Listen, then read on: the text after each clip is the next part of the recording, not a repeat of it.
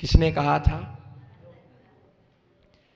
गांधारी ने अंधों के अंधे होते हैं, इसी का नाम महाभारत है।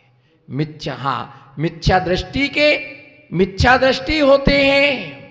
तुम पट्टी बांध लो, पट्टा बांध लो, जो बांधना हो सब बांध लो, तुम्हारे बांधने से कुछ भी होने वाला। जहां मन हो गया खट्टा, अब काय को बांध रहा है? जब मन हो गया खट्टा तो काय को बांध रहा है? पर तूने कसम खाई, पर मैंने कसम नहीं खाई, मैं तो नहीं छोड़ूंगा। भैया ध्यान रख के चलना। एक पेन हमको दे दे तो क्या बिगड़ गया था? हमको पेन एक दे देते तो क्या बिगड़ गया था? कितने सारे तो पेन रखे थे। पेन से थोड़ी कुछ होता है, रखे तो सबके घर पर है। थोड़ा सा तुम दे देते, क्या बिगड़ जाता तुम्हारा?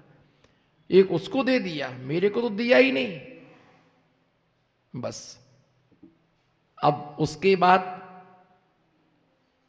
धोखे से एक आध दिन घुस गए रत्नात्रय भवन में, और जैसे ही आए पकड़ करके एक पड़ा मुक्का।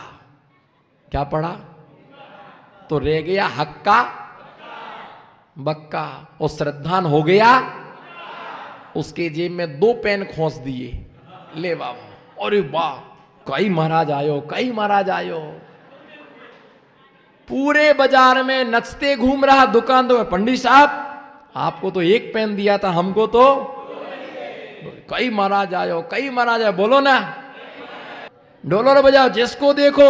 और भैया वृत्ति का 9 बजे का समय था, 8:30 बजे आकर के, और महाराज का ही हालचाल। अरे पश्चिम से सूरज का उदय, तू इतना पेन का ही तेरा श्रद्धान था, कॉपी पर ही तेरा श्रद्धान था।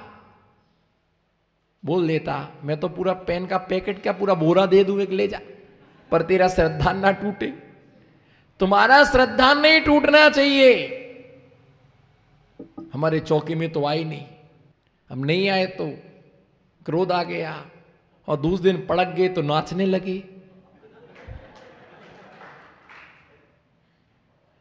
भैया बेचारा चौका लगाने वाला कभी दुखी नहीं होता है, पर 2-4 उसको काड़ी करने वाले, बताओ तुम्हारे यहां तो आई नहीं माना, तुम्हारी तो बिल्कुल इज्जत ही नहीं रखी, तुम्हारी तो बिल्कुल तुम्हारी धोदी महाराज ने। बताओ मेरे को तो इतना दुख हो रहा है, इतना दुख हो रहा कि बताओ ऐसा नहीं करना चाहिए। बताओ तुम्हारी इज्जत पूरी मिट्टी में मिल गई। बताओ तुम ऐसे इतने लगे तुम, और बताओ दिन रात तुम लगे, कितनी पूजा तुमने, कितने फूल लाए, कितने नारियल चढ़ाए, जी जान से लगे, और तुमको ही महाराज जी ने कट मार दिया।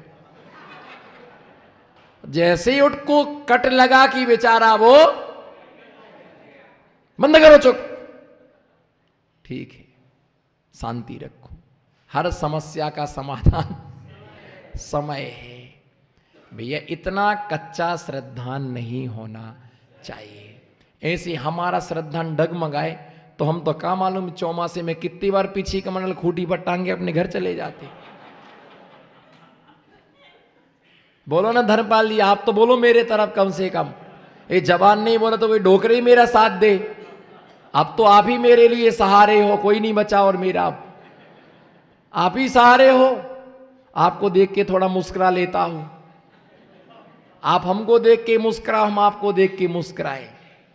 भैया ऐसी समस्याएं बने तो हम तो हर रोज पीछे कमंडल टांगेंगे और जा रहे अपने घरे। पंडित जी पकड़, नहीं महाराज जी शांति रखो थोड़ा, रोज पंडित जी पर नहीं महाराज जी शांति रखो, पकड़ो पकड़ो पकड़ो, और लेकर के तार से बांध दो पीछे, और गले में कमंडल लटका दो, अब जाना मत कहीं। भैया ऐसी छोटी छोटी बातों पर हम पीछे कमंडल छोड़ने लग जाएं तो हमारे भावलिंग का क्या होगा? बताइए, भावलिंग का क्या होगा? हमारे मन में ऐसा भाव आ गया कि मैं गलत मुनि बन गया हूं, बस समझ जाओ कि तुम्हारा भावलिंग क्या हो गया है, समाप्त हो गया है। तुम सिर्फ द्रव्य से पीछे कमंडल तुम्हारे पास पड़े हुए। ऐसे तो लकड़ी की खूटी पर भी कुंथूलाल जी का 4-5 पीछी टंगी है, नहीं टंगी? 4-5 पीछी टंगी कि नहीं टंगी? खूटी खूटी पर घर घर में यहां पीछी होंगी। कोई 500 रुपये में मिली हो, कहीं 5,000 में, कहीं 3,000 में, कोई महाराज माता जी आशीर्वाद में दे गए होंगे, लो भैया आपके भगवान आत्मा, आपका भगवान भला करे। तो भैया ऐसी छोटी छोटी बातों पर हम छोड़ने लग जाए, उन्होंने ऐसा कह दिया, उन्होंने ऐसा बोल दिया, हम सब सुनते हैं, सब समझते हैं, सब मुझे दिखता है, पर हर बात कही नहीं जाती है, हर बात कही नहीं जाती है, और हर बात सुनी नहीं जाती है, और सुनी भी जाती है तो इसको इस कान से क्या कर दिया जाता है, निकाल दिया जाता है। क्या उसे निकाल दिया जाता है, उसको छोड़ दिया जाता है।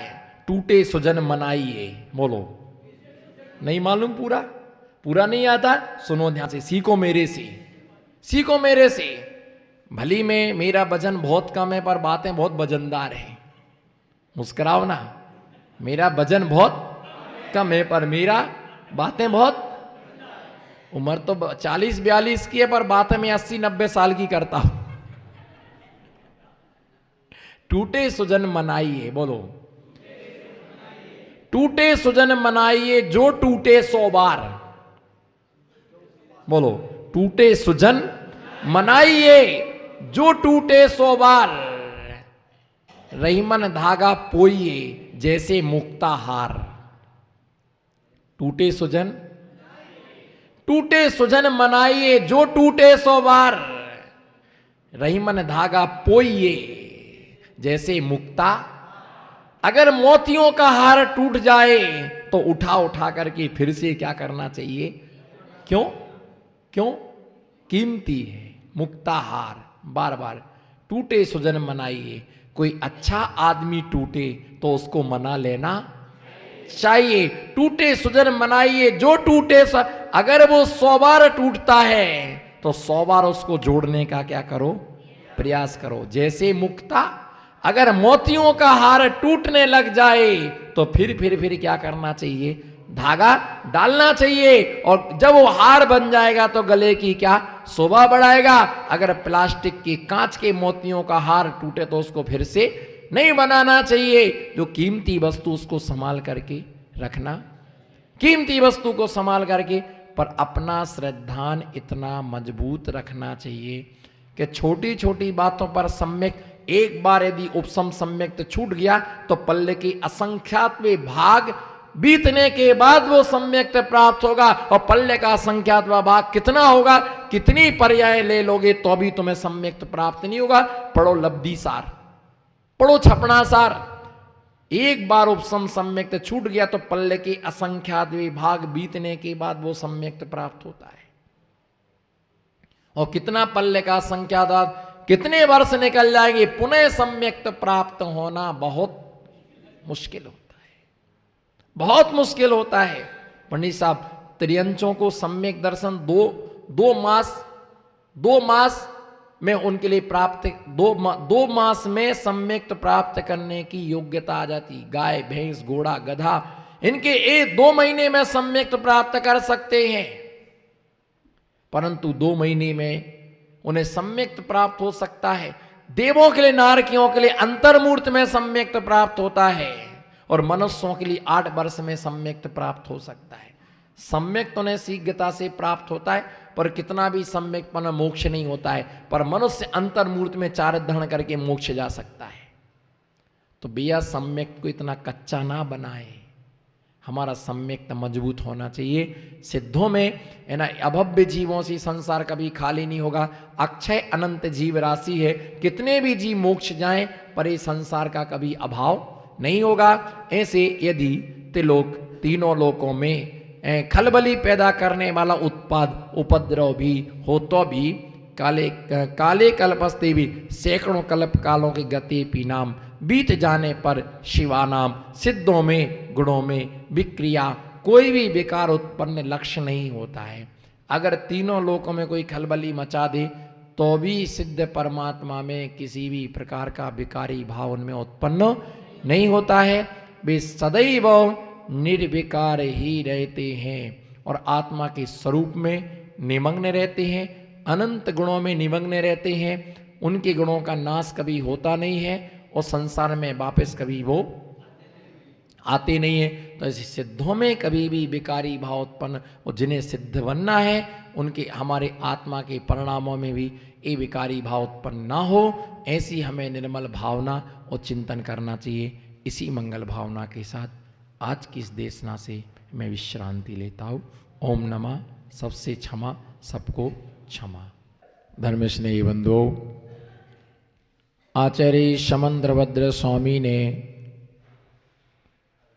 रत्न कर्णक श्रावकाचार नाम के इस महान ग्रंथ में संलेखना अधिकार के अंतर्गत मुक्त जीवों के व्याख्यान में उन्हें निर्विकार सिद्ध किया था कि उनमें किसी भी प्रकार से तीनों लोकों में हलचल यदि कोई मचा दे तो उनमें किंचित मात्र भी विकारी भाव उत्पन्न नहीं होता, क्योंकि विकारी भाव उनमें उत्पन्न होता है जो कर्म से सहित होते हैं।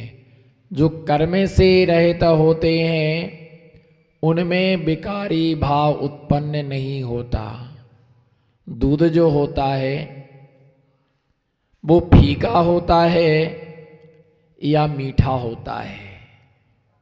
दूध के विषय में प्रश्न है कि दूध मीठा होता है या फीका होता है, बताओ। दूध मीठा होता है या फीका होता है? दूध स्वभाव से फीका नहीं होता है, दूध स्वभाव से मीठा होता है। आपको उस दूध में शक्कर डालने की आवश्यकता क्यों पड़ी? जब जब परद्रव्य का संयोग होता है, बोलो जब जब परद्रव्य का संयोग होता है तब तब हमारे अंदर विकारी भाव उत्पन्न होता है। दूध का जो स्वभाव है वह मधुर है। दूध का जो स्वभाव है, दूध का जो स्वभाव है वह मधुर है, मीठा है, स्वादिष्ट है, लेकिन उसके अंदर शक्कर मिलाने की आवश्यकता क्यों पड़ी? शक्कर के बिना वो दूध आपके लिए मीठा क्यों नहीं लगा? इस बात को समझने का पुरुषार्थ करो। सिद्धों में विकारी भाव क्यों नहीं है?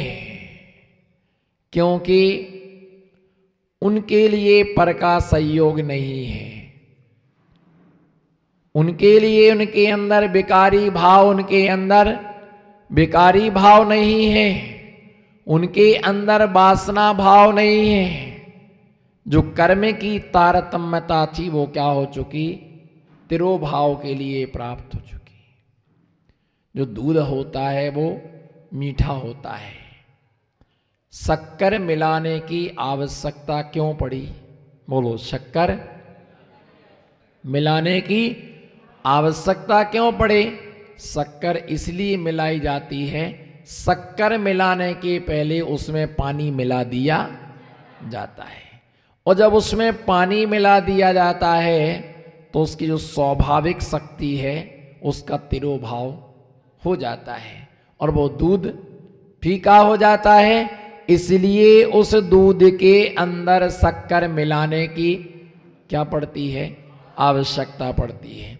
आप प्योर दूध लाओ तो प्योर दूध में आपके लिए शक्कर मिलाने की आवश्यकता, वो सहज भाव में मीठा रहता। जितना गाढ़ा होगा उतना वो मीठा होता। दूध से भी ज्यादा मीठी रबड़ी होती है और रबड़ी से भी ज्यादा मीठा मावा होता है। उसका स्वाद अलग होता है क्योंकि उसमें परद्रव्य का संयोग नहीं है, वो निखालिस दूध है। इसलिए उसके अंदर जहाँ विकारी भाव नहीं होता है वहाँ वो जीव, वहाँ वो वस्तु अपने स्वभाव में होती है। इसी प्रकार से जब तक कर्म का संयोग है तब तक ये राग देश विषय कसाय ये सब निमित्त और संयोग उत्पन्न होते रहेंगी। समीचीन ज्ञान जब इस जीव के लिए उत्पन्न होता है तो विकारी भाव स्वतः ही क्या समाप्त हो जाता है। विकारी भाव स्वतः ही समाप्त हो जाता है। एक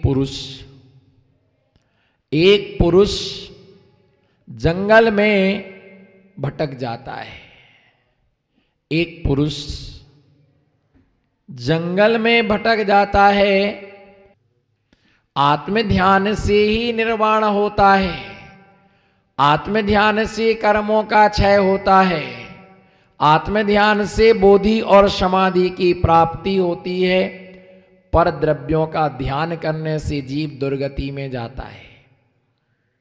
पर की चिंता करने से जीव दुर्गति में जाता है, जिसकी दुर्गति होना निश्चित ही हो चुकी है। बोलो जिसकी, बोलो जिसकी दुर्गति होना निश्चित ही हो गई है, उसका वाणी क्या सर्वज्ञ वाणी भी कुछ नहीं कर सकती है। लिख लो, जिसकी हो, जिसके पास कलम लिख लो, नोट कर लो, अंडरलाइन कर लेना इसके लिए। क्या मालूम है लाइन कितने लोगों को लाइन पर ला दे। क्या मालूम है लाइन, बोलो क्या मालूम है, क्या मालूम ए लाइन, क्या मालूम है लाइन कितने लोगों के लिए लाइन पर ला दे, ये भी नोट करना है। क्या मालूम है लाइन, क्या मालूम है लाइन कितने लोगों को लाइन पर ला दे, जिसकी दुर्गति निश्चित हो चुकी है। बोलो जिसकी दुर्गति निश्चित हो चुकी है, उसका वाणी क्या, बोलो उसका वाणी क्या सर्वज्ञ वाणी भी कुछ नहीं कर सकती है। उसका वचन क्या, उसका प्रवचन भी कुछ नहीं कर सकता। उसका ज्ञान क्या, सम्यक ज्ञान भी उसका कुछ नहीं कर सकता है।